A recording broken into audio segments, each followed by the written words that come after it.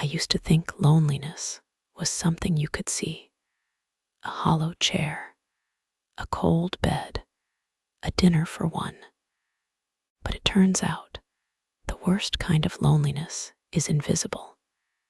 It's the silence that hums beneath routine, the ache that arrives when you reach for a second mug. Then remember, no one else drinks coffee here. The town hadn't changed in years. Same brick sidewalks, same tired sky, same polite nods from neighbors who barely knew your name. I had my antique shop on Elm Street, my quiet rituals my safe, slow mornings with black coffee, and dust-coated records playing songs no one asked to hear. 57 years old, divorced, not broken, but somewhere between faded and forgotten. No children, no lovers, just long stretches of time that filled themselves however they pleased. Some women fill those hours with book clubs or yoga. I filled mine with silence and the faint scent of old cedar. I didn't expect anything that day. I didn't dress different. I didn't smile more. I was just there like every other Monday, pushing a squeaky cart down aisle 6 at Walmart. I was staring blankly at boxes of cereal when I felt it, that strange, quiet pull, not toward a product, not even toward a memory. It was a presence, not loud, not obvious, but undeniable. The cashier, he stood there like the universe had paused and drawn him in with more care than anything else in the room. His name tag said Liam. He looked up tall, lean, warm skin, unruly curls falling into his eyes. Eyes that didn't belong behind a register. Eyes that looked like they'd seen through lives. I froze. Something in my chest tightened, something that hadn't stirred in years. "Ma'am," he said, his voice smooth, careful, like a jazz note held just long enough. "You all right?" I blinked, realized I'd been staring too long, too obviously. "Oh," I muttered. "Yes, sorry." I tried to smile, failed. My fingers trembled as I placed the box of oatmeal onto the belt. He chuckled softly, not mockingly, kindly. "Happens all the time." No, it didn't, not to me. I watched the way his hands moved, the precision, the ease, and something warm, dangerously warm, crept up from my stomach, wrapped around my throat, and settled behind my eyes. I felt awake, uncomfortably so. I paid, left a tip I never usually left. $5 folded too neatly. His fingers brushed mine. "Thanks," he said. I nodded, swallowed hard, and left before I could drown in the questions forming in my own head. I didn't even remember the drive home. But once I was there, I just sat in the car, holding the steering wheel, breathing too quickly. What was that? Who was I becoming? Inside, the house smelled like lemon cleaner and loss. I left the groceries on the counter, turned off the lights, climbed the stairs. My room was dim still. I sat on the edge of my bed and let the silence press in. But even in that silence, I could still feel it, his voice, his presence, like a drop of ink in clear water, spreading slow, deep, unshakable. And in the dark, I whispered his name, just once, to myself, like it might fill the emptiness, like it might remind me that maybe, just maybe, I was still here, still capable of wanting, still capable of being wanted. I used to think aging was something that happened in mirrors. You'd wake up one morning, look at your reflection, and realize the lines had deepened, the sparkle dulled. But now I know it's not the mirror that tells you you're fading. It's the quiet, the way time begins to stretch like old fabric, familiar, frayed, thin. Most mornings, I'd unlock the shop by 9. Walsh Antiques. A name carved in weathered wood. The bell above the door still jingled, but the sound had lost its cheer. Customers were fewer these days, mostly wanderers, curious eyes. No one stayed long. I didn't blame them. I didn't need much. A thermos of coffee, the scent of oak and old pages, and silence. My companion for 7 years, ever since David packed 2 suitcases and left me with the house, the business, and the echo of a marriage that had long since unraveled. People said I was strong. I think they meant quiet. I think they didn't know what else to say to a woman who'd built a life of absence and called it peace. By 4:30, I'd lock up, drive the same path to Walmart. The trip was less about groceries, more about routine. Moving felt like proof of life. And that day was no different until it was. The automatic doors sighed open, and I stepped into the hum of fluorescent lights and muffled footsteps. The cold air hit my skin like a whisper. I didn't expect anything. I never did, not from life, not from people, certainly not from grocery stores. I made my way through the aisles, bananas, oatmeal, lavender detergent. My hands moved with muscle memory. My mind wandered, then I saw him. He stood at register 8, tall, calm, his uniform stretched gently over lean shoulders. He moved with a grace that didn't belong in this place, like a misplaced thought, like a song you hadn't heard in years, but remembered instantly. I froze, one hand still gripping a bag of frozen peas. He was laughing softly with the customer in front of him. Something about that laugh landed in me like a pulse. And for the first time in a long time, I noticed my own heartbeat. I should have turned around, chosen another line, pretended I needed something from aisle 12. Instead, I stepped forward. He looked up as I approached, eyes green like early spring, not bright, not sharp, just honest, open in a way that made me feel like I was being seen, not glanced at. "Seen evening," he said, placing the divider on the belt. "Hi," I managed, my voice smaller than I'd intended. He started scanning. Each beep matched the tempo of my thoughts. My fingers fidgeted with the corner of my wallet. I tried not to stare, but failed. His name tag caught my eye, Liam, simple, unassuming, and suddenly heavy with meaning. He glanced at me, a slow smile tugging at his mouth. "You all right?" I blinked. I must have been staring again. My cheeks warmed. "Yes, sorry, just tired, I guess." He nodded. "Long day, long week," I said, and then chuckled quietly.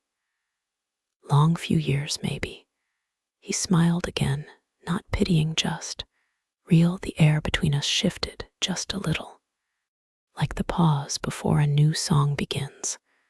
I could feel it, some strange energy threading the quiet. He handed me the receipt, and our fingers touched for less than a second. But warmth lingered longer than it should have. "Have a good night," he said. I opened my mouth, closed it again, then whispered, "You too." Outside, the evening had turned to dusk, gold spilling into gray. I reached my car and sat inside for several minutes, keys untouched in my lap. Something had changed, not in the world, in me. When I finally started the engine, the radio crackled to life. A song from the 70s, one David used to hum when fixing the kitchen sink. I turned it off, drove in silence. Back home, I unpacked the groceries with deliberate care. My hands moved slow, but my mind raced. I kept seeing Liam's eyes, hearing his voice, replaying that moment of touch, unearned, unexpected, unforgettable. That night, sleep avoided me. I lay in bed staring at the ceiling fan spinning shadows across the room. And in the dark, I whispered a name that wasn't mine, a name I had no right to whisper. But I whispered it anyway, Liam. I told myself it was nothing, just a moment, a fluke, the kind of human warmth you feel when someone's kind to you unexpectedly. That was all. That had to be all. But the next day, I found myself opening the fridge and staring at the milk, still full, no need to go to the store. Yet I wrote down eggs and coffee on a sticky note like it was a list carved in stone. It wasn't about need. It was about excuse. I arrived at Walmart an hour earlier than usual. The lights were brighter in the late afternoon. The store smelled of cleaning spray and oranges. Familiar, safe. My hands moved on their own, picking up things I didn't plan to buy. A box of herbal tea, a pack of sticky notes I didn't need. I lingered in the frozen section longer than I should have. When I turned the corner toward the registers, my heart ticked a little faster. He was there. Liam stood behind the counter, rolling coins into paper sleeves. His hair looked slightly messier today. His sleeves were rolled to the elbows. His forearms were lean and tanned, veins like soft rivers beneath his skin. I shouldn't have noticed, but I did. I chose his line again. He looked up as I placed the items down. His smile was softer this time. "Familiar back already?" he asked. I smiled, trying to sound casual. "Ran out of tea and sticky notes." He lifted an eyebrow, but didn't say anything, just scanned each item with that same calm rhythm, like music with no lyrics, just pulse and silence. I studied the lines of his face as he worked, the way his jaw moved when he chewed the inside of his cheek, the little furrow between his brows when the scanner blinked red. These small things shouldn't have mattered, but they did. God, they did. "You always this calm?" I asked, the words surprising even me. He chuckled. "You should see me when the receipt printer jams." I laughed short, sudden. A real laugh. It caught me off guard, him too, maybe. "That's 2 visits in 2 days, he said as he handed me the receipt. "You must really like sticky notes." "Or maybe," I replied, voice softer than I intended, "I just like your aisle." For a heartbeat, neither of us moved. Then he smiled, not boyish, not flirty, just human. And something in that look pulled a thread loose inside me. As I walked out, I felt lighter and heavier both. My hands gripped the plastic bags, but it was the echo of his voice that I carried most. At home, I lined up the boxes of tea in the cabinet, opened one, boiled water, sat at the kitchen table with the mug cradled between my palms.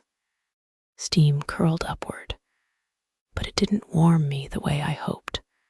I thought about how long it had been since someone had looked at me without seeing a number, an age, a label. Liam hadn't flinched, hadn't patronized, hadn't looked past me. He'd looked right into me. I poured the tea down the sink. That night, I lay in bed staring at the ceiling again.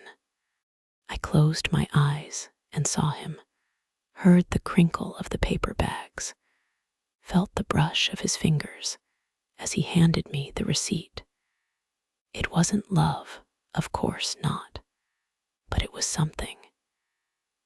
And when you've been starving long enough, even the softest warmth feels like a feast. It started as a question I rehearsed in silence, whispered to the bathroom mirror, muted under breath while dusting picture frames. Would you ever like to stop by?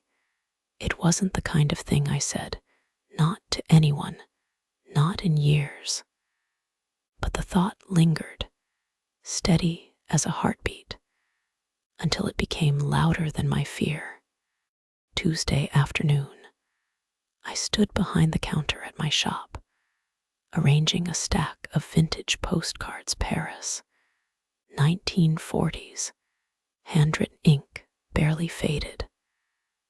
I imagined Liam holding one, reading someone else's memory, smiling. When he walked through the door, it didn't feel like coincidence. He wore a navy jacket and denim jeans. No name tag, off shift, just him. And suddenly the small shop felt too quiet, too intimate. Thought I'd see what antique life looked like, he said. I smiled. And he looked around, taking in the shelves, the record player, the soft light through stained glass. Feels like memory lives here. I exhaled, the tension easing slightly.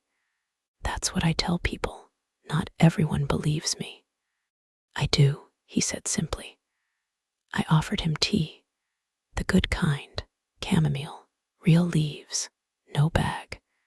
We sat at the little round table in the back room, where I used to drink coffee with David before the silences grew longer than the sips. The same room that once felt like a mausoleum now held something fragile, new. Liam leaned in, eyeing the old turntable nearby. That yours? I nodded. Still works, he smiled. Mind if I take a look? I watched as he moved to the table. His fingers brushed over the surface, careful, reverent. Then he looked up. May I be my guest? He turned the crank gently. The needle settled, a soft crackle. And then Ella Fitzgerald, her voice poured through the room like honey in late summer. Smooth, sweet, almost too much. Liam closed his eyes for a second, then looked at me. You don't hear warmth like that anymore. No, I whispered. We sat in quiet, not awkward, not strained, just two people sharing sound. He asked questions about the shop, the records, my favorite piece. I told him about a mahogany jewelry box with a false bottom, about the couple who'd left it behind after a war, about the letter tucked inside. He listened like it mattered. And when his eyes drifted to the faded wedding photo on the wall, he asked, gently, Is that your husband? Was, I said the word sharp, but not angry. We divorced 7 years ago. Liam didn't flinch, just nodded. I'm sorry. You don't have to be, I said. It was a long time coming. The silence that followed wasn't uncomfortable. It felt like something sacred, an acknowledgement. A bridge. He stayed for an hour. When he stood to leave, I walked him to the door. The bell above jingled as he stepped outside. Thanks for letting me hang around, he said, anytime. He hesitated. Really? I looked at him, really looked. Yes, I said, really. And then he smiled, that same quiet smile, and walked into the fading light of early evening. I stood there long after he was gone, not moving, not thinking, just feeling some part of me had been asleep for years. And today, it had stirred. I started waking up earlier, not because I had more to do, but because I liked the way the morning felt when it wasn't rushed. I'd open the curtains just enough to let the golden light spill in, boil water slowly, choose my earrings with care. Even if no one would notice, I noticed. And that was enough sometimes. I'd brush my hair longer than necessary, not to hide the silver streaks, those I'd earned, but to remember what it felt like to tend to myself, not out of duty, but out of hope. Hope for what? I wasn't sure. Liam came by the shop again on Thursday. No warning, just the familiar chime of the door, and there he was, holding a paper bag. Brought lunch, he said, a little breathless. Didn't know if you eat at normal hours. I stared at him. You brought me lunch. He shrugged. There's a new Mediterranean place near the bank. Figured I'd test your trust. You had me at tzatziki. We sat on the floor this time, near the front window, where the sun pooled warm across the old Persian rug. We shared hummus and stories. He talked about his childhood in Minnesota. I told him about the year I nearly moved to Italy, but backed out because I was afraid of being alone in a place where no one knew my name. He didn't laugh. He just looked at me for a long second and said, I think you would have loved it there. Something about that hurt in the most beautiful way. He left before the sun dipped too low, but the imprint of him remained on the air, the rug, the echo of his voice between the walls. That night, the dreams returned, but not the usual ones. This time, I wasn't standing in the background watching life go on without me. I was in it, breathing it, feeling hands brush my hair back, not with urgency, but with reverence. I heard Liam's voice, not the words, just the tone, and it made something inside me unravel. I woke before dawn, breath caught, skin warm, every part of me buzzing like a string still trembling after a final note. I whispered his name into the dark, just to hear it aloud, just to remember that it was real, that he was real. The next day, I wore the dress I hadn't touched in years, soft, navy, with a neckline that once made me feel lovely. I didn't wear it for him, not really. But when he came in that afternoon, his gaze paused, just briefly. And that was enough to make my heart shift. He helped me move a heavy armoire in the back room. We laughed when it scraped the floor, cursed under our breath when one leg wobbled. I stood beside him, closer than before, My shoulder brushed his arm. He didn't step away. Neither did I. And later, after he left, I stood at the mirror again. I didn't look younger. I didn't look new, but I looked alive. And after so many years of feeling invisible, that felt like a miracle. The sky was the color of warm rust when I finally asked him. We stood by the front counter. The shop bathed in that tender light. Only autumn seemed to know how to spill. Liam was flipping through a stack of postcards, his fingertips brushing each one like they were delicate leaves. I watched him for a long moment, my heart pacing against my ribs like it had somewhere to go.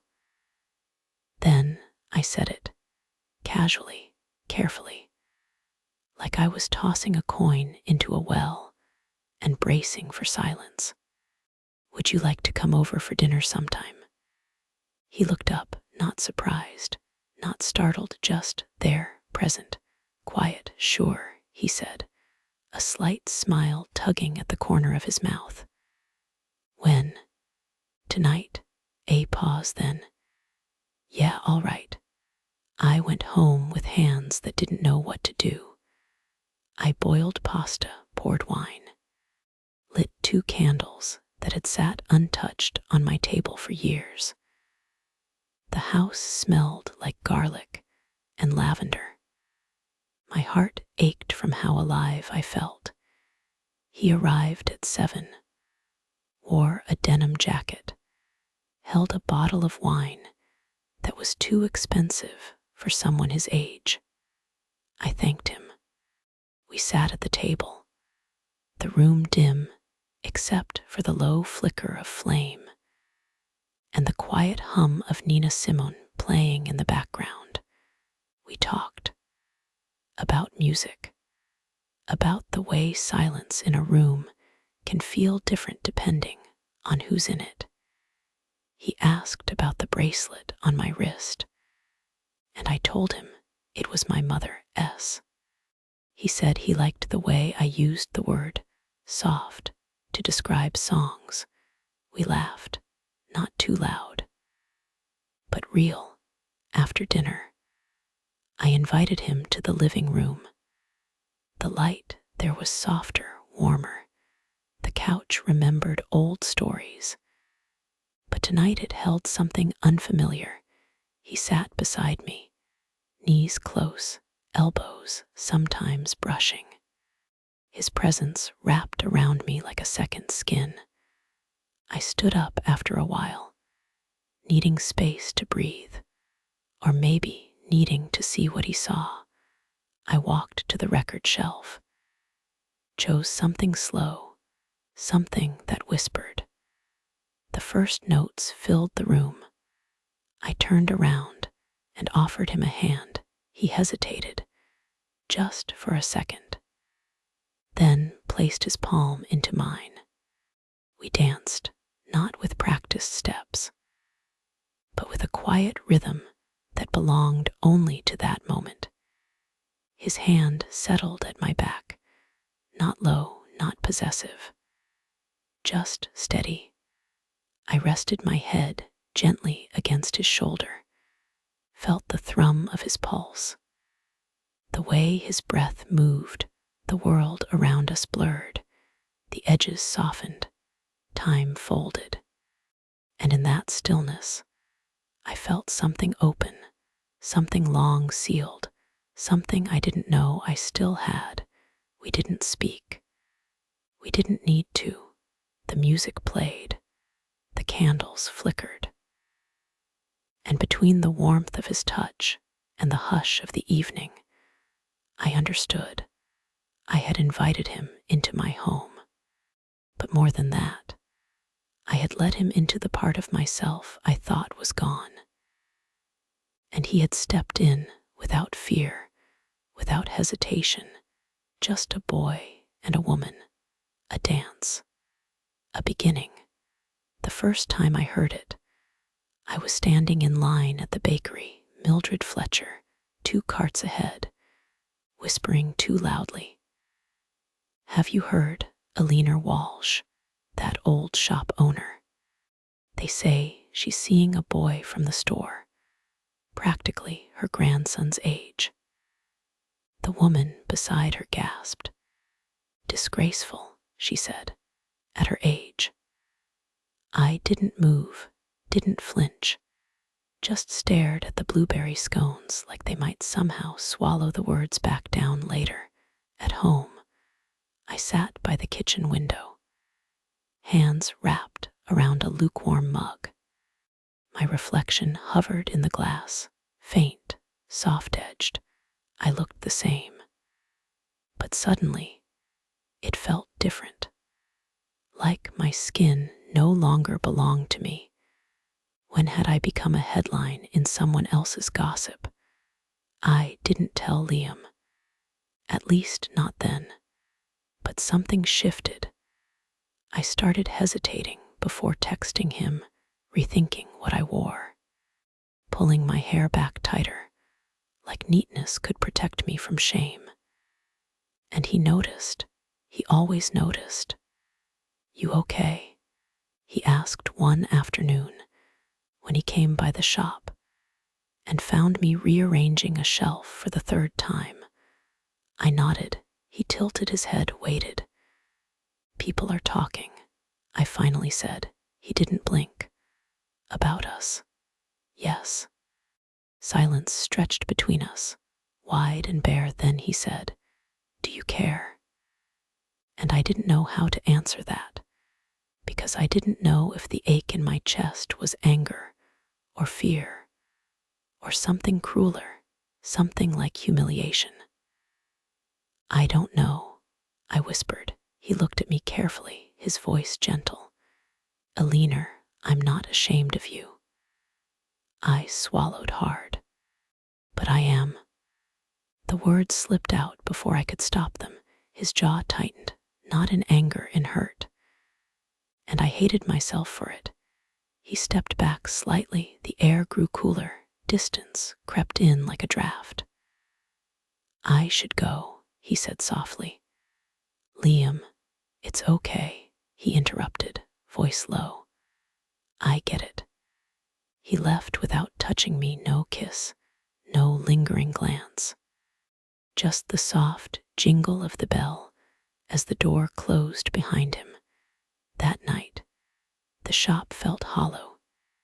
Each tick of the wall clock, a reminder of what I hadn't said, of what I'd pushed away, not because it was wrong, but because I didn't know how to hold it without breaking. I tried to sleep. I tried not to imagine his hands, his voice, the way his presence made me feel less ghost, more flame. But memory is not kind. It repeats itself over and over until the silence becomes unbearable. And still, I didn't call. I didn't go after him. I told myself it was safer this way, even if I knew it wasn't true. I didn't see him at the register anymore. Days passed, then a week. I told myself it didn't matter. I walked the aisles with practiced indifference, pretending the silence between rows was comfortable again. But the emptiness inside me grew louder.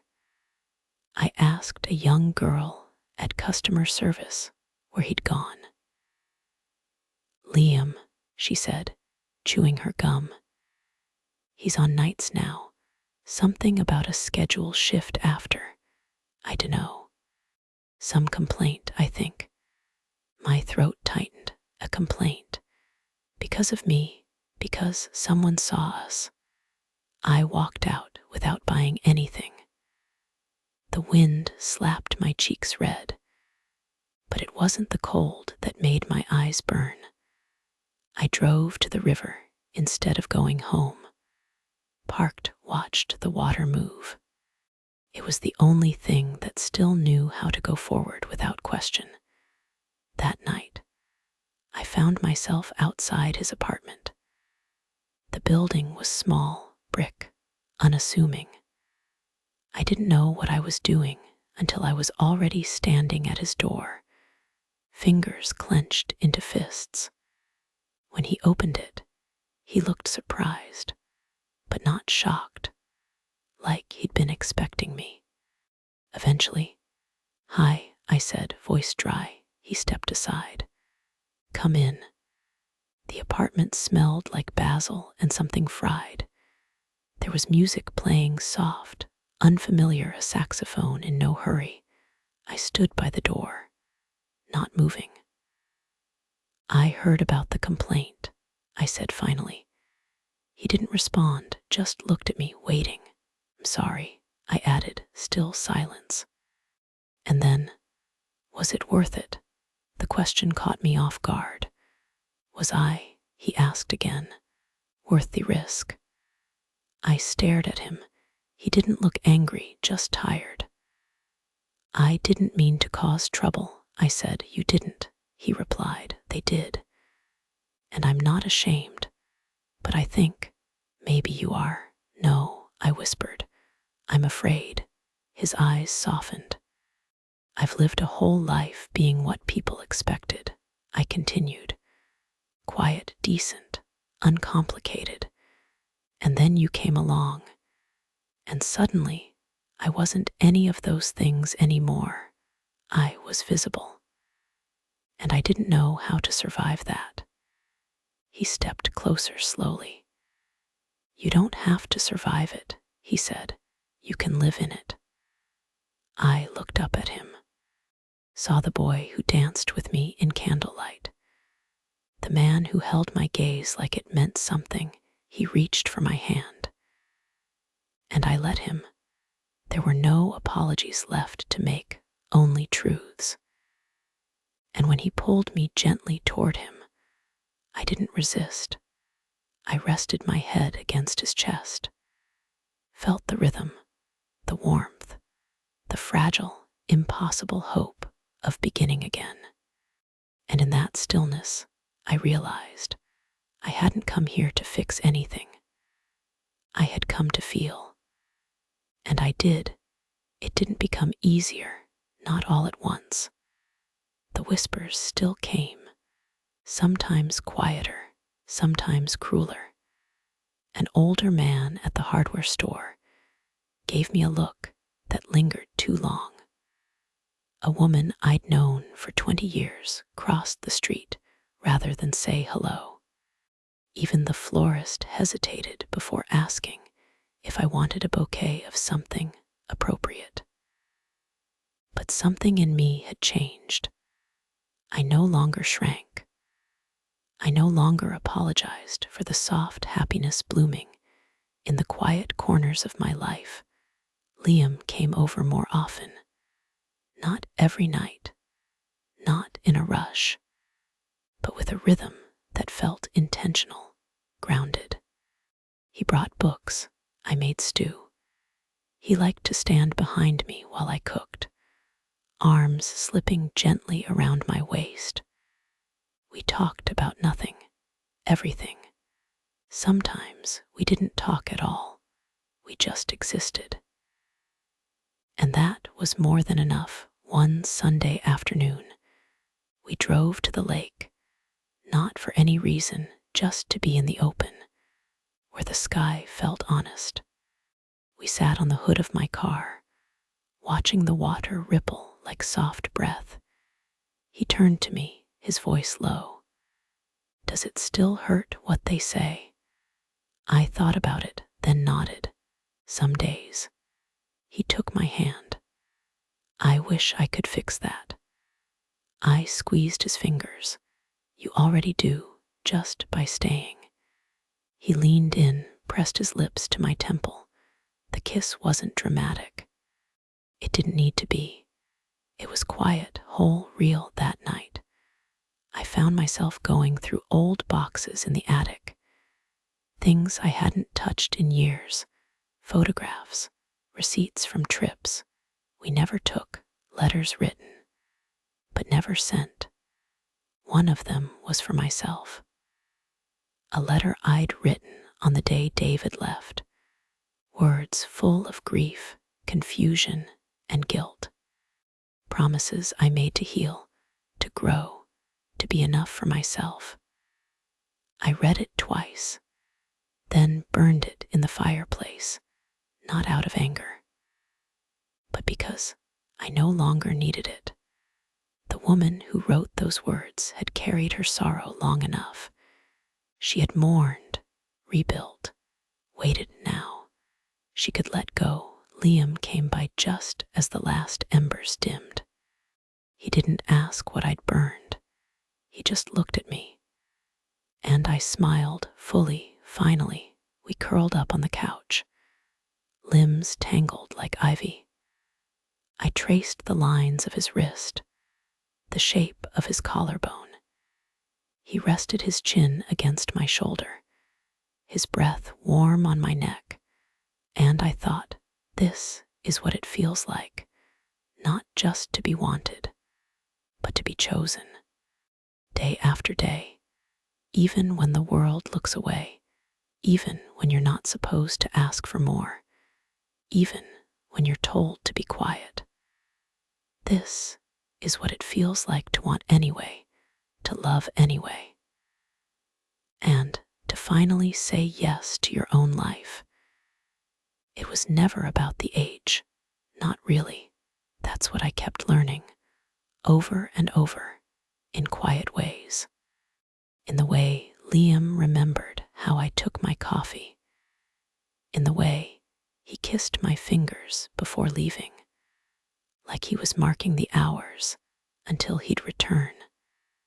We didn't talk about the future much, not because we were afraid of it, but because we were living it. Every small ritual felt like a vow, folding laundry together, arguing over which movies to watch, watching the light shift across my living room floor as seasons changed and shadows grew longer. But then came the letter, folded tight, cream-colored paper, hand-delivered by a woman from the neighborhood association. She didn't look me in the eye. The envelope had no return address. Inside, just 2 sentences. What kind of example are you setting? Some people still believe in dignity. I stared at it. My hands didn't shake. My breath didn't hitch. I folded it again, placed it in the drawer by the sink, not to keep it, just to give it somewhere that wasn't me. When I told Liam, he frowned, not angry, not surprised, just disappointed. They don't know you, he said. They don't need to. He watched me for a long time, then said quietly, you don't have to protect me. I'm not leaving. I know. I did know. But the letter stayed with me. It wasn't just the words. It was the voice behind them, the one I'd grown up with, the one that whispered in the back of every woman's mind, be less, smile more, don't want too much, especially not joy, especially not desire, especially not him. But I had wanted him, still did, and I was no longer ashamed. We went away that weekend, just a small bed and breakfast near the coast. Nothing grand, the kind of place with patchwork quilts and wind chimes on the porch. We walked by the shore, salt in our hair. The horizon split wide open like a promise. That night, he held me longer than usual. Our bodies moved without words, slow, unhurried, as if time had melted, and we were the only 2 left beneath the stars. I cried afterward, not because I was sad, because something inside me had been unlocked, a grief I hadn't realized I still carried for all the years I'd spent in waiting, in silence. in pretending I didn't need what every cell in me had always longed for. He didn't ask why. He just kissed the corners of my eyes and whispered, "You're not too late. You're right on time." I believed him. For the first time in my life, I truly did. Spring arrived quietly. No sudden bloom, no dramatic thaw, just a gentle softening. The light hung a little longer in the afternoons. Birds returned in tentative songs, and the air carried the kind of stillness that made you want to stand still, just to feel it all more deeply. I found myself smiling more without realizing it, laughing at things that used to pass me by. The shop filled with light again. People noticed. "Something's different about you," Mrs. Kerr said, picking through old salt shakers. "You seem lighter." I shrugged. "Maybe I am." She raised an eyebrow. "Love does that." I didn't answer, but I didn't deny it either. Liam never asked for anything. Not a label, not a plan, just time, presence, a place to be real. That was all I had ever wanted to. One evening, I stood at the mirror, brushing my hair the way I always did. But this time, I paused, looked closer. I saw the lines at the corners of my mouth, softened from years of silence and new laughter. I saw the gray, the gravity in my eyes, but also the glow, the small, unyielding fire. I didn't want to be younger. I wanted to be seen. And I was. By him, by myself. The doorbell rang. Liam stood there holding a bouquet of tulips, awkwardly wrapped in butcher paper. His smile crooked, familiar. "For you," he said, "because it's Thursday. And you like yellow." He knew, of course he knew. We ate dinner with the windows open. The breeze was cool, but not enough to close them. It smelled like rain was thinking about falling. Afterwards, we sat on the porch swing. No music, no talking, just the creak of wood, the weight of his arm around my shoulder, and the rhythmic hush of the world moving forward. I thought about what I would have missed if I'd stayed afraid, if I'd listened to the voices telling me it was too late, too strange, too much. Instead, I'd let myself want, let myself be wanted. And here I was no longer chasing time, but living it. Liam turned to me, brushing a strand of hair behind my ear. "You okay?" "Yes," I said, and I meant it. In every way that mattered, I was home.